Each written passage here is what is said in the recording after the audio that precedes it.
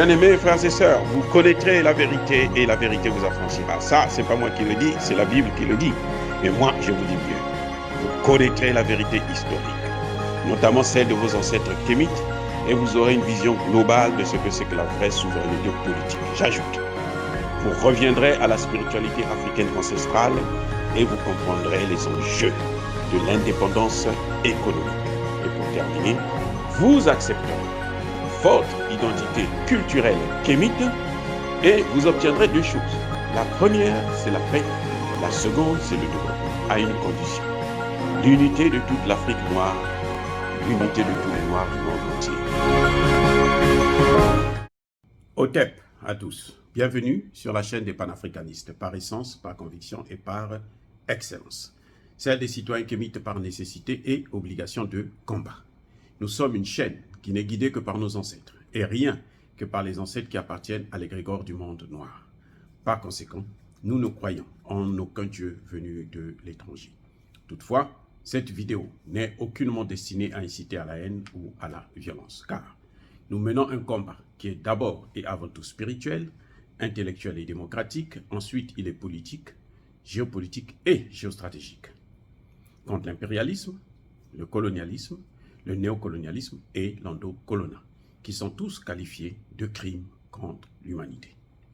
Nous menons ce combat sur la base du principe fondamental que nous avons hérité de nos ancêtres kémites, qui est celui de la Marat, c'est-à-dire solidarité, vérité et justice. Vous êtes donc en droit de connaître la vérité et nous avons l'obligation de vous dire la vérité, rien que la vérité, afin que justice soit rendue au continent africain. Et ça, c'est notre modeste contribution dans cette noble lutte en faveur de la souveraineté, la dignité, la solidarité et l'unité africaine. Ça, c'est exactement ce que nous appelons le panafricanisme. Bien-aimés frères et sœurs, il n'y aura pas d'élection au Centrafrique si Touadéra n'est pas candidat. De même, il n'y aura pas élection au Mali si Assimi Goïta n'est pas candidat. Pareil pour le Burkina Faso, il ne devrait pas avoir élection si Ibrahim Traoré n'est pas candidat. En tout cas, s'il continue dans la même lancée, s'il continue à faire ce que le peuple lui demande de faire. Il n'y aura pas élection en Guinée-Conakry si Doumbouya n'est pas candidat, pourvu qu'il poursuive dans la même direction. Pourquoi je dis ça? Je dis cela parce que il faudrait comprendre une chose. On ne vote pas pour la justice. On ne vote pas pour l'égalité. On ne vote pas pour la souveraineté. On se bat pour la justice. On se bat pour l'égalité. On se bat pour la souveraineté. La souveraineté ne se donne pas. Elle s'arrache. Donc, on ne peut pas aller trouver la souveraineté dans les urnes.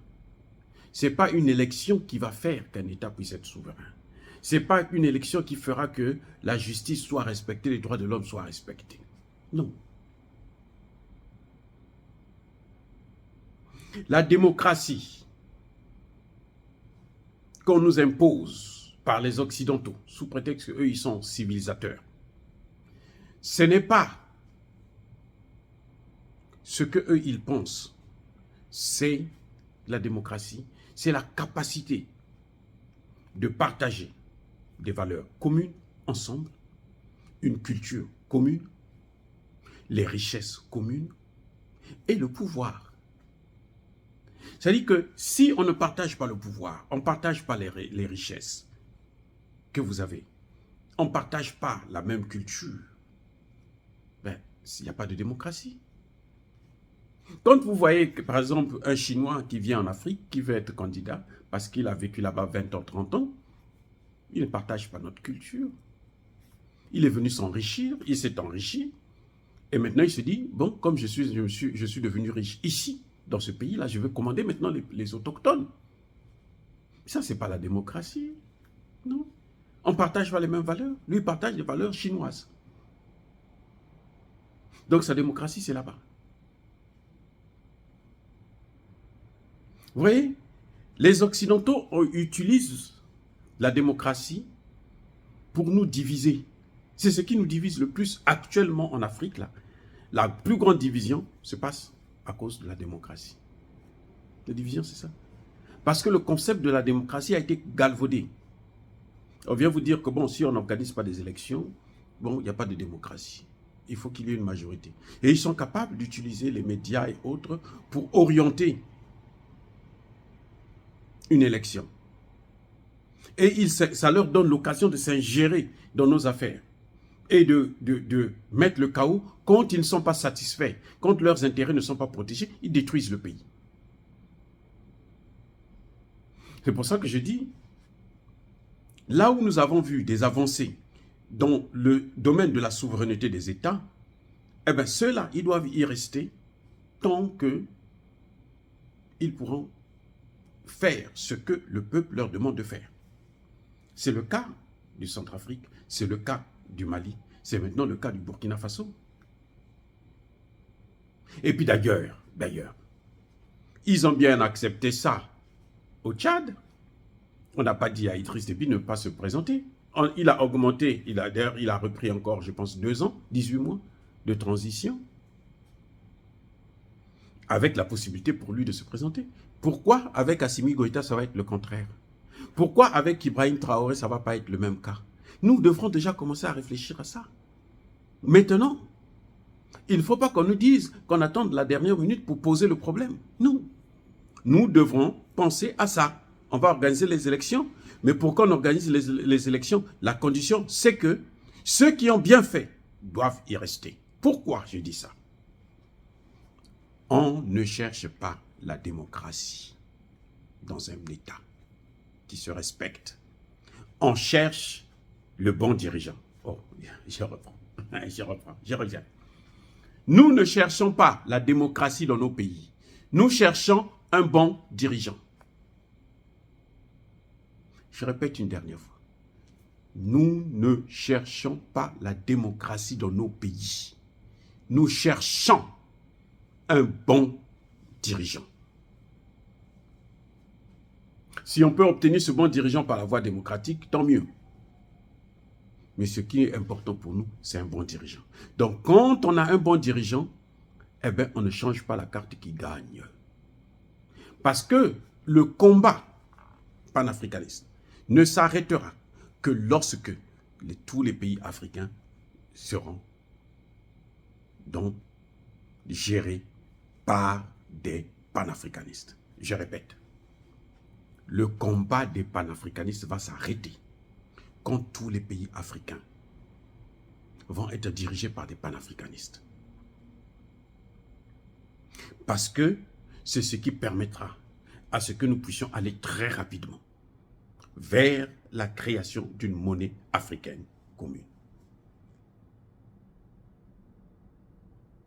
Ce que le grand Nicolas Gbagbo appelle MUA, monnaie unique africaine. Moi, je peux appeler ça MAC, monnaie africaine commune. C'est la même chose. Eh oui, on ne pourra pas atteindre ces objectifs-là tant que nous n'aurons pas des bons dirigeants, des dirigeants panafricanistes, des dirigeants qui sont soutenus par leur peuple, des dirigeants qui viennent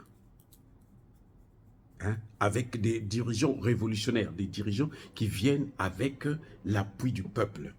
On l'a vu avec Traoré, on l'a vu avec Doumbouya, on l'a vu avec Assimi Goïta, on l'a vu avec Touadéra. Donc, à ce moment, il faut que ces gens-là puissent continuer à être. On ne voit pas pourquoi on va nous imposer qu'eux, ils ne peuvent plus se présenter comme candidats, puisqu'ils ont géré une transition. Au nom de quoi? Dites-moi. Au nom de quoi? Donnez-moi ne serait-ce qu'un texte de leur communauté internationale, de leur ONU là, qui dit que un Malien qui a géré la transition, ne peut pas être candidat. Dites-moi, au nom de quoi? Au nom de quoi? C'est d'autres pays, des puissances occidentales, qui s'autoproclament communauté internationale, qui doivent venir nous dire que X doit se présenter dans votre pays, Y ne doit pas se présenter. Ça n'a aucun sens. Et si nous tombons dans ce piège-là, c'est que nous n'avons rien compris du mouvement panafricaniste. Nous ne faisons pas le panafricaniste contre les autres. Non, nous faisons le panafricanisme pour nous émanciper, pour notre développement. Nous avons besoin des bons dirigeants, pas de la démocratie. Nous avons besoin des dirigeants qui vont faire la volonté du peuple, pas des dirigeants qui nous ont été imposés par des peuples étrangers. C'est-à-dire qu'en France, on fait la publicité d'un homme parce qu'on lui a donné le prix Nobel de la paix, on lui a donné le prix Goncourt, on lui a donné tel ou tel prix, et puis après, on lui dit non, viens être président en Afrique. Ça ne marche pas comme ça. Quand on parachute quelqu'un, on le prend, on vient, on le balance. Ça ne marche pas comme ça, il va échouer, il va se casser la figure, et il va détruire le pays, il va piller. Voilà le problème que nous avons, nous, en Afrique. Donc, encore une fois, nous ne cherchons pas la démocratie, nous cherchons des bons dirigeants. Par conséquent, Assimi Goïta est un bon dirigeant, il doit être là. Maintenant, si les Occidentaux veulent nous imposer cette démocratie, eh bien, il doit être candidat, comme ça se passera au Tchad. Pareil pour Ibrahim Traoré, pareil pour Doumbouya, pareil pour Touadéra. Et le nombre de mandats, la limitation de mandats, ce n'est pas notre problème. Ce que nous voulons, c'est de bons dirigeants. Fin de citation. Et attendez, Alassane Ouattara a bien pris un 3e mandat. Vous avez entendu quelqu'un bouder pour ça? Non. Nous avons le droit d'avoir autant de mandats que nous voulons. Dire cela, c'est inciter à la haine ou à la violence. Non, non, non, non, non. Yaba colère, veille, yama lembe. Encore une fois, je persiste et je signe. Soyez bénis, abondamment bénis par le Dieu des Kémites. Et que tous ceux qui persécutent le continent africain, tous ceux qui le déstabilisent, tous ceux qui le pillent, puissent être foudroyés, maudits, écrasés par le Dieu des Kémites et par nos ancêtres angélisés. Qu'ils soient noirs ou qu'ils soient blancs. Vive l'Afrique éternelle, j'ai dit et j'assume.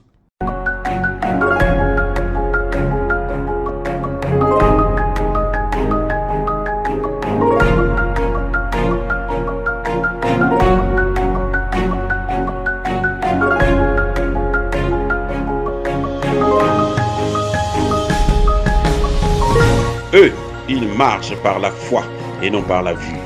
Mais moi, je vous conseille vivement de marcher par la connaissance scientifique et historique, notamment celle de nos ancêtres kémites, par les 5 sens et par l'intelligence. À vous, Apia.